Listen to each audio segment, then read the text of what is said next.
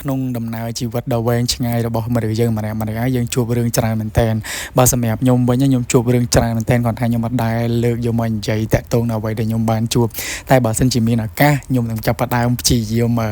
លើកយកមកនិយាយម្ដងមួយណាពីព្រោះរឿងខ្លះខ្ញុំជឿថាបើសិនជាអ្នកខ្លះប្រហែលជាអាចជួបដូចខ្ញុំហើយអ្នកខ្លះក៏មិនជឿថាវានឹងអាចរឿងនឹងកើតឡើង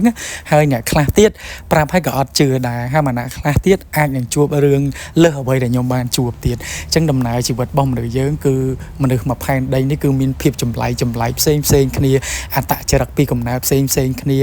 មានអ្នកឆ្មើងអ្នកឆ្មៃអ្នកស្មើអ្នកកដាលអ្នកធម្មតាអ្នកមុខស្អាតមុខក្រោយអញ្ចឹងណាសម្បីតែខ្ញុំក៏ដោយក៏ក្នុងចំណោមហ្នឹងខ្ញុំជឿថាពេលដែលខ្ញុំទៅជួបគេក៏រាប់ខ្ញុំចូលក្នុងចម្ពោះហ្នឹងមួយដែរតោះបងមកវិញថ្ងៃនេះគ្រាន់តែចង់បង្ហាញពីអារម្មណ៍តិចទេដោយសារមានជួប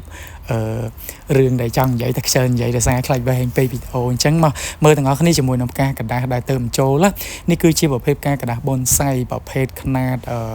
អាចនិយាយថាបន្ទាប់ពីធំក៏វាកដាលដែរយើងមានជាប្រភេទចម្រុះពណ៌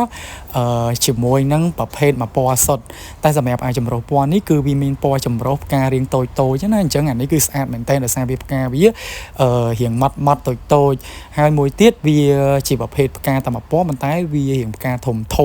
ហើយសម្រាប់គល់វាគឺរវិញរវាន់បែប bonsai នេះឯងហើយបើសិនជាអ្នកទាំងអស់គ្នាស្រឡាញ់ផ្កាកដាស់ជាប្រភេទ bonsai ឬក៏ប្រភេទធម្មតាអាមួយពណ៌ឬមួយក៏ច្រើនពណ៌អាចសួរព័ត៌មានបានជាមួយនឹង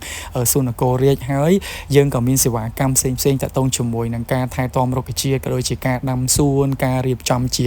ថោឬមួយក៏